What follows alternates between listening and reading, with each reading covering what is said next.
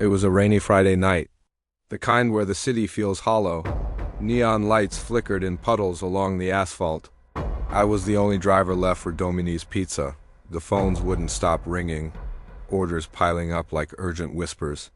I grabbed my jacket, the one with the company logo patched over my chest, and slid into the car. The engine roared to life, drowned out by the steady drumming of rain on the roof.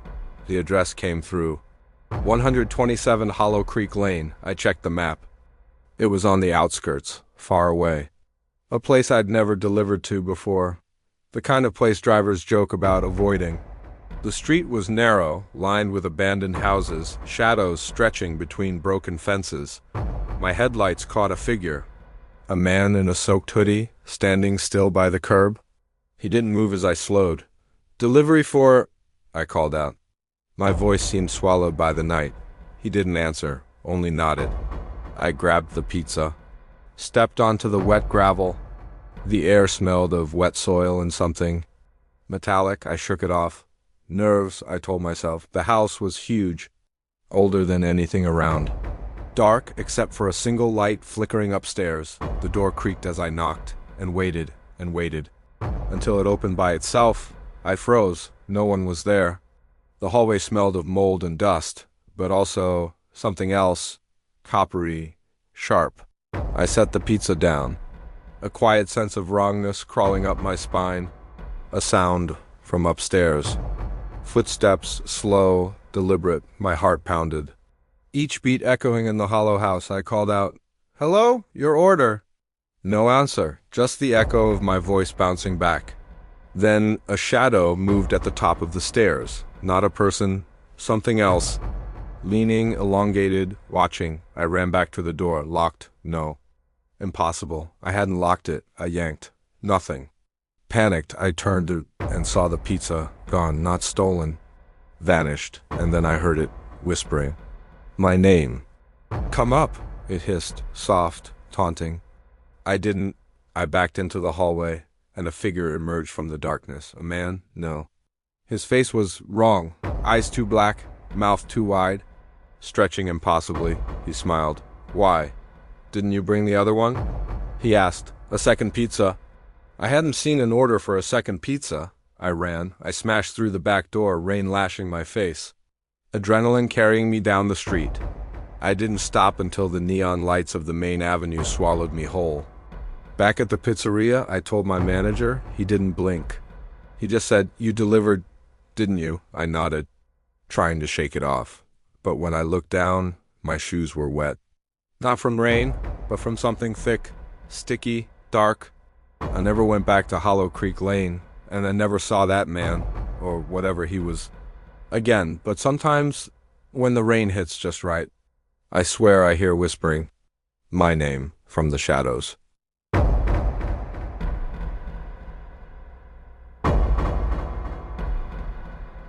It was a Friday night. Rain hammered the streets like nails against tin. The kind of night where the air feels heavy, suffocating, where the shadows cling to every corner. I worked at Tony's Pizza, small, rundown, but busy. The phones wouldn't stop ringing, orders stacked higher than the ovens could keep up with.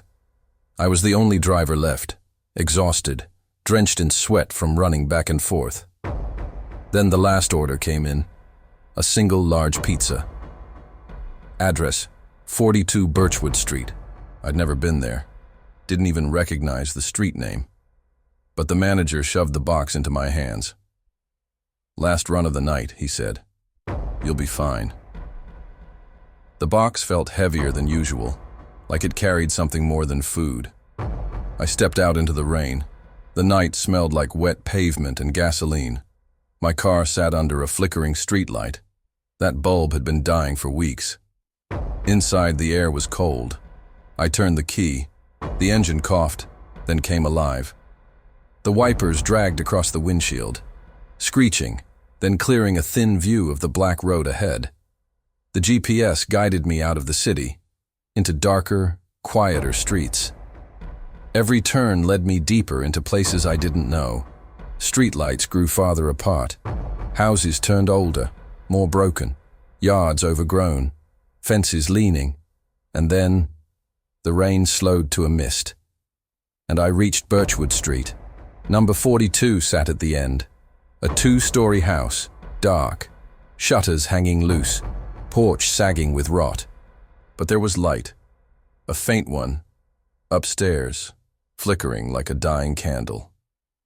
I parked. My headlights lit the front yard, where weeds choked the path. The house looked abandoned. Still, it was the right address. The pizza sat hot in my hands, steam rising against the night. I walked up the path. Every step on the gravel crunched like bones underfoot. The porch groaned when I set my weight on it. I knocked. Once, silence. Twice. The door creaked open. Just a crack. No one there. I froze. Pizza delivery, I called. My voice sounded too loud, like the house swallowed it whole. No answer, only the faint hum of rain. I pushed the door. It swung open slowly. The hinges screamed. Inside, darkness. Dust hung in the air like cobwebs. The smell hit me. Rot, mold, and something else. Metallic. I should have left.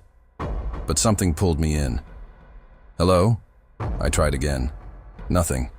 The floorboards moaned under my shoes. The shadows stretched too long, like they were reaching. At the foot of the stairs, I stopped. The pizza box in my hands felt heavier. My arms ached holding it. From upstairs, footsteps. Slow. Deliberate. I froze. Every instinct told me to turn back, but my legs wouldn't move. The light flickered above. Shadows swayed across the staircase. And then, a figure appeared at the top. Tall. Too tall. Its arms too long. Head bent at an angle no neck should bend. It didn't move. Didn't breathe. Just watched. Pizza. For number 42, I whispered. The figure tilted its head.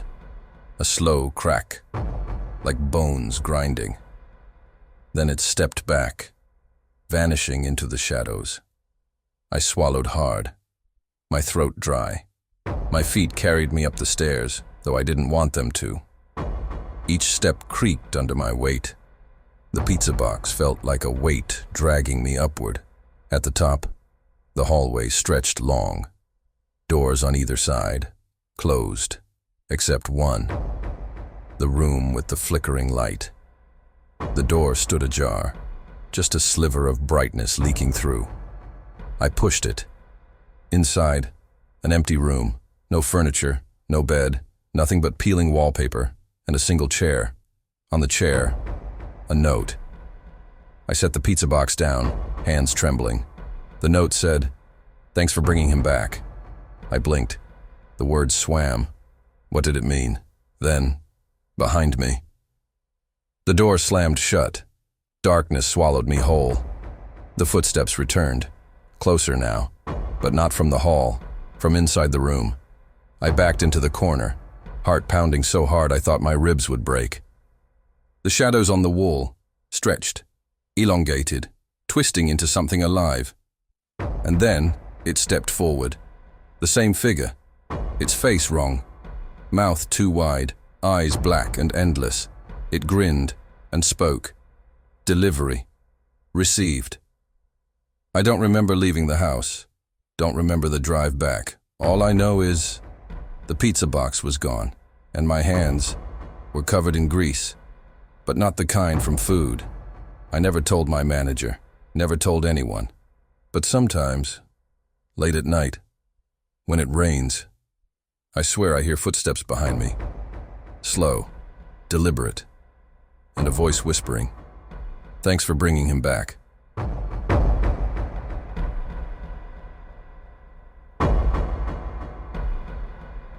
It was raining that night.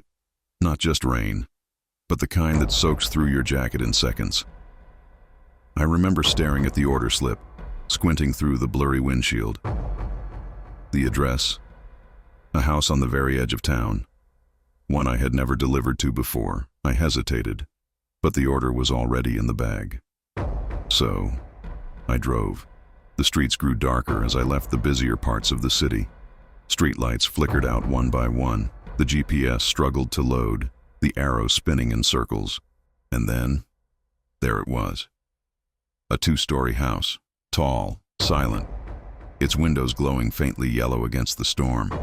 I parked in front, killed the engine, and just sat there. For a moment, I thought about driving back, but I needed the tip. So I grabbed the pizza bag, stepped out, and ran through the rain. The porch was covered in shadows. The wood creaked under my steps. I knocked. Nothing. I knocked again. The rain hit harder. I could barely hear my own breath. Then slowly, the door opened. Not fully, just enough to see a face, pale, expressionless, eyes that never blinked. "Pizza," I muttered, holding out the bag. The figure didn't answer, just stood there, watching me. Then, another hand reached from the darkness inside. It was thin, long, almost skeletal. It grabbed the bag. The door slammed shut. I froze. No money, no tip, not even a word. I should have left. But as I walked back to my car, I realized something. The house looked abandoned. No lights, no cars. Just boarded windows and weeds choking the yard. But I had just seen someone inside. When I got into my car, my seat was wet, not from the rain, but from something thick, sticky, dark. I never went back to that street again.